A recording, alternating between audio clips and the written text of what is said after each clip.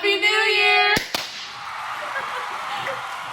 This week for Mondays with Madison, I am joined by one of my best friends, Emma Regan. Hi guys. But before we jump into the video, I want to take a moment to look back on some of my favorite Mondays with Madison clips from 2020. Roll the montage.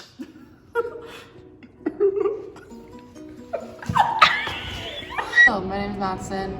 I'm here with Logan. We're filming Mondays with Madison. Is it like my face? It's recording. Is it really? Ready? Mm. Stove. Sorry, I had it. That was really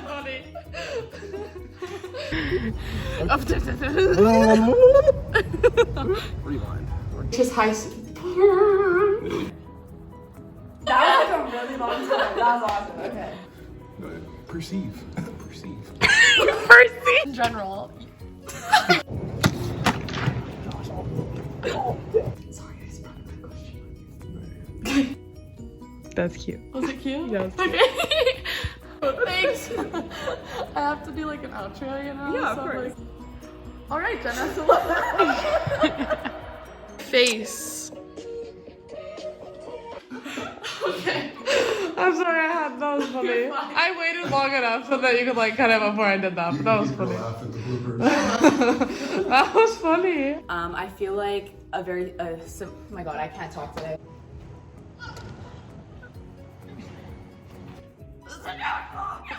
Other than mom probably wouldn't let me back in the house if I said no. Gonna kind of dive in. Gonna kind of.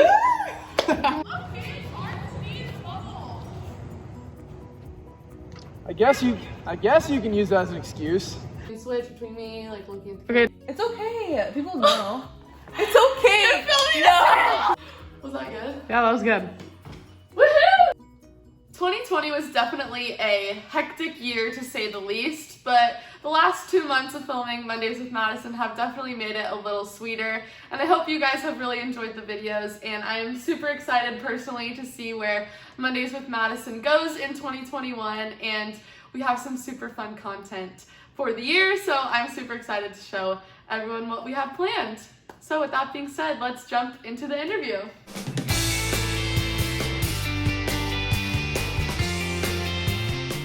Before we get started, tell us a little bit about yourself. My name is Emma Regan. I am from Burnaby, British Columbia, Canada, and like Maddie, I'm a junior on the Texas women's soccer team. And what other sports did you play growing up? I played a lot of different sports. My parents were one of those like put her in everything and see what she likes. So I was in swimming, baseball, I played lacrosse. My dad was really into lacrosse growing up, so he put me and my two sisters in lacrosse. And that was like my main sport that I played along with soccer for a couple years before I had to pick one, which was a crazy process. Yeah, I and bet. I always think about like what would have happened if I went the other way, but I'm really happy I chose soccer. What But yeah. ultimately was that deciding factor that made you pick soccer? I think for me, I saw a lot more like role models in soccer. I saw like the Canadian women's national team, like right at that time, like 2012 when they won the bronze medal. So that was really inspiring. Yeah. And I could see a future. I knew that I wanted to play professionally or in college, and I could see a lot more of a future in soccer for me. So that was why I chose soccer. So we'll jump into your early life Okay. soccer experience. So you were a part of Whitecaps, which if anyone remembers Julia's interview, that's the same club team as her. Unfortunately. So what was your highlight of Whitecaps and that whole club experience growing up? Wow. Honestly, I'm sure she said the same thing, but it wasn't as much of like one highlight as our development across probably at least 5 years with each other. There was a really strong, tight-knit group of girls that I was a part of that included Julia.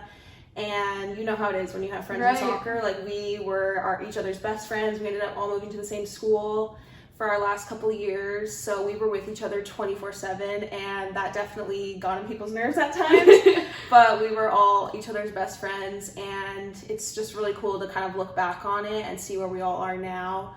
There's people in all types of different college, university, playing professionally, so it's cool. We're all still really close, and that was a really good experience to grow up with. Yeah, you guys were all successful and going your different ways too, which is really cool. But like you said, going to the same school, that's even more inseparable than just being on a team with each other regardless. Yeah. You were also a part of Team Canada Youth National Team camps, and you've been a part of the U20 squad since 2015 with CONCACAF tournaments and camps all over the place. So what are your key takeaways from those camps? Yeah, I've been to a lot of camps. I feel like it's nowhere near as many as the Americans do, but I feel like it all gets jumbled in my memory, the amount of camps we had. But yeah, there were definitely a couple that were really fun. My very first one, I was 13, went to the Cayman Islands. It was like my first big out of country. I'd been to the US before, but like out of the continent really. And we were all so young and so like 13, tiny. that's And like crazy. when I look back on pictures, it's like, oh my gosh, did I really look like that? We were all tiny little children. But it was really fun. We had a lot of memories, and we actually won that tournament, so that was cool. The US wasn't there, so that's probably why. But that was definitely a highlight, was my very first CONCACAF experience. Yeah, so you got to play a lot of games. So what was your favorite CONCACAF tournament or game or just overall playing experience? One of my favorite games in CONCACAF was definitely when we qualified for the World Cup in 2016. We were playing Haiti in the bronze medal match, and in CONCACAF normally only 3 teams qualify, so we had to win this game. And at halftime, I think it was 0-0. It was like crazy. We were definitely supposed to win, but we always kind of struggle against Haiti. I don't know why. They have a couple really, really good players, and they kind of know how to dive and and waste time. So we were definitely like pushing for a goal, but couldn't find it. Everyone was so frustrated at halftime. But we ended up coming out there. Everyone was super fired up. It ended up being 4-2. We just like were banging goals in there, and I assisted, or like my pass almost went in. The girl's shot got blocked, and then it got finished off. So I was kind of part of the goal. So I felt a little good there. Yeah, but Totally as a defender, part of that. Yes, and we ended up qualifying, so that was awesome. That was my first U17 World Cup qualification. That is super memorable. Yeah. And you've been to a ton of places, like we said, with camps, Australia, Dominican Republic, all of these places. So do you have a favorite that you've been to? I loved a lot of the places we went to, but I think my favorite would be Jordan. We went there for my first U17 World Cup.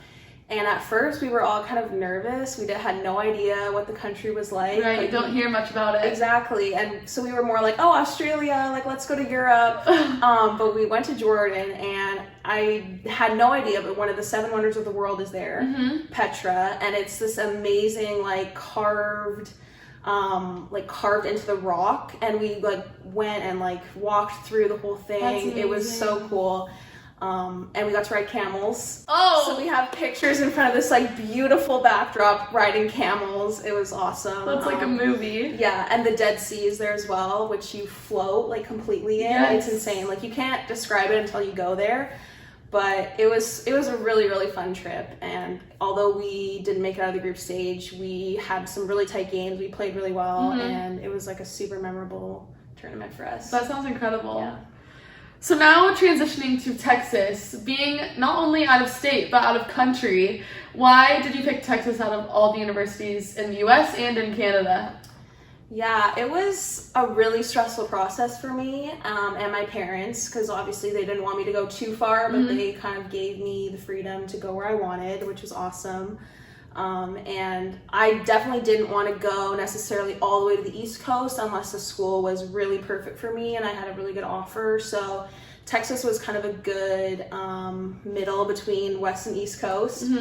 But yeah, I love the school. Everyone kind of says you get a feeling when you go to the school that's right for you, and I never believed it because I'm a very like logical, let's look at the facts person. But as soon as I stepped on campus, I got a really great feeling. And I knew that Texas was the one for me, and everything kind of fell into place. I had that exact same feeling. You don't believe it until you talked go about through this, it, yeah. but just when you step on campus, you just know. But for your Texas career here, you were a 2019 All Big 12 second team. Great job.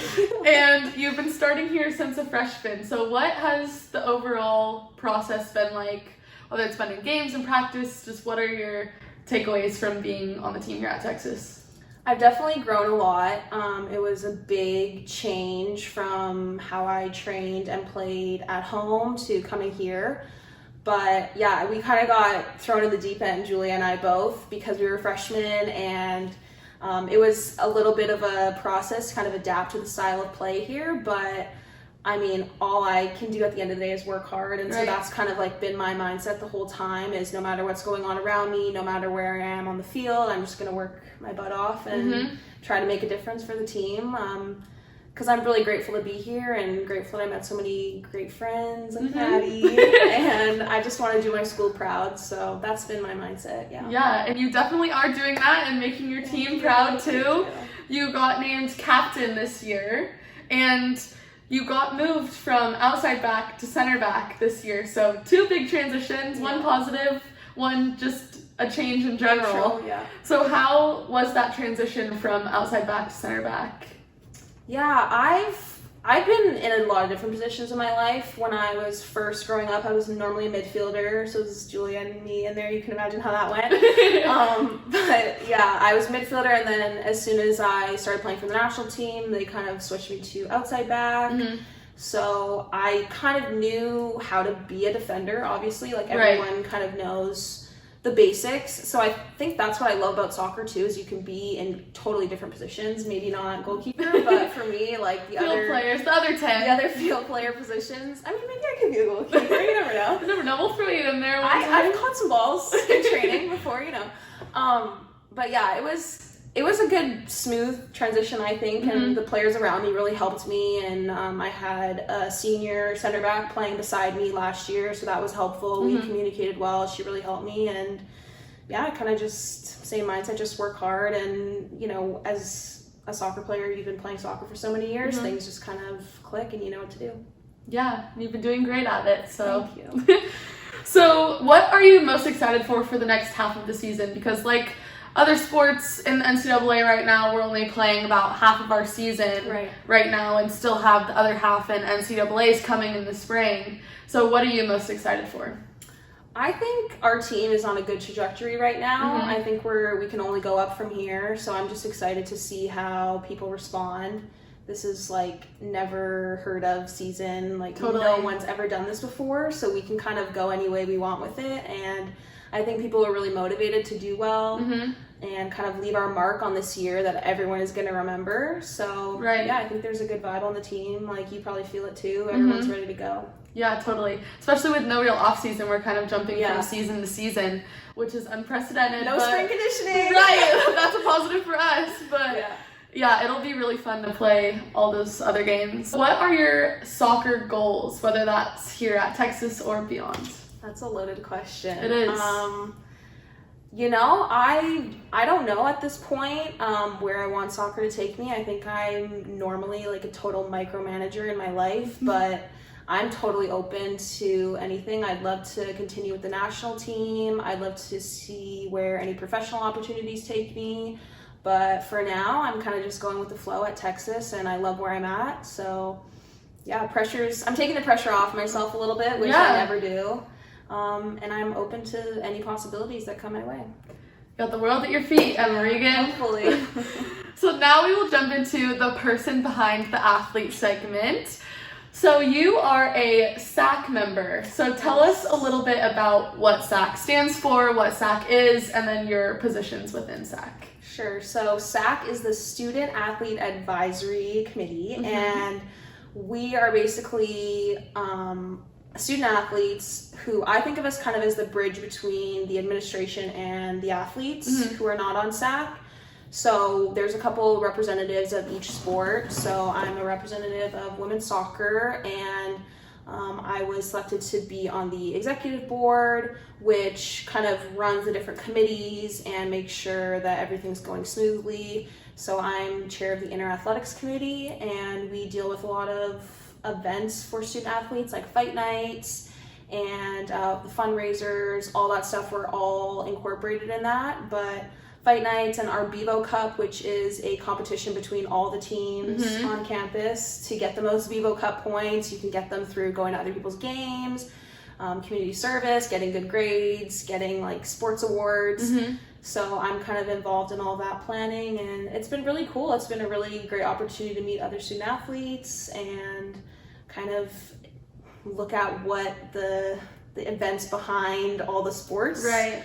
are, because I think we're so caught up in school and soccer like 24/7. This has been a good extra kind of thing for me to do. Yeah, getting involved in the extracurriculars. Exactly. And you are also an honor roll student. 3.91 student. Unfortunately, 1B. we're cutting this out. That's not going on YouTube. So school is very important to you, and you recently got accepted to Macombs Business School, which is insane, one of the top business schools in the country. So what are your goals with that? Where do you want that to take you? And school is obviously important to you, so tell us about Wow, you're that. really hyping me up here. Yeah, I mean, I always had my sights set on Macombs, and there's kind of a lengthy application process. That was stressful. You know me. I was stressing all Yes. last year, trying to keep my grades high so that I could apply. And yeah, I got in over the summer, so that was really exciting. Very exciting. And yeah, I'm starting my first business classes this semester. It's going pretty well so far. I'm kind of looking at like marketing or management as a major. I might do like a marketing major, management minor. But yeah, I'm really excited about that, kind of to kickstart my career. Hopefully get an internship soon. Something involved in the sports world, but kind of the business side. So maybe one day when you're a sideline reporter, I'll be like working for Nike, and we can. That's dream team right here. Yeah, so it's exciting. It's kind of crazy that we're juniors. Like, I keep thinking that We have so much time. Yeah, we can just sit back, but not anymore. It's kind of game time for careers and stuff beyond college, so it's exciting. Really exciting. And then your family is also very important to you, which is a common theme that we see here on Mondays with Madison. So tell us about them. Yeah, my family's awesome. Obviously Canadians, they're back in Vancouver.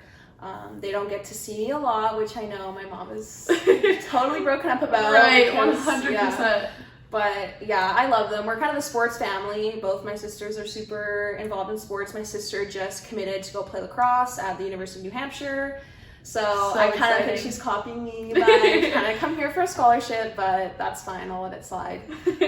But yeah, they're really supportive. It's awesome when they get to come visit. I think we're all super tight with all of our families. And, you know, your family took me in last year, so they're kind of my second parents here in the U.S. Yeah, super fun. Love that we get to know each other's families and stuff. And us being roommates too, just another level. Yeah. But Can't get rid of her. well, thank you so much, Emma, for being on Mondays with Thank Madison. you. I have loved having you, and I hope you all loved learning more about Emma, one of my favorite people on the planet. But with that being said, please like this video, comment down below, and subscribe to my channel because 2021 is going to bring a lot of fun for Mondays with Madison. So, until next Monday, see you later, sports fans!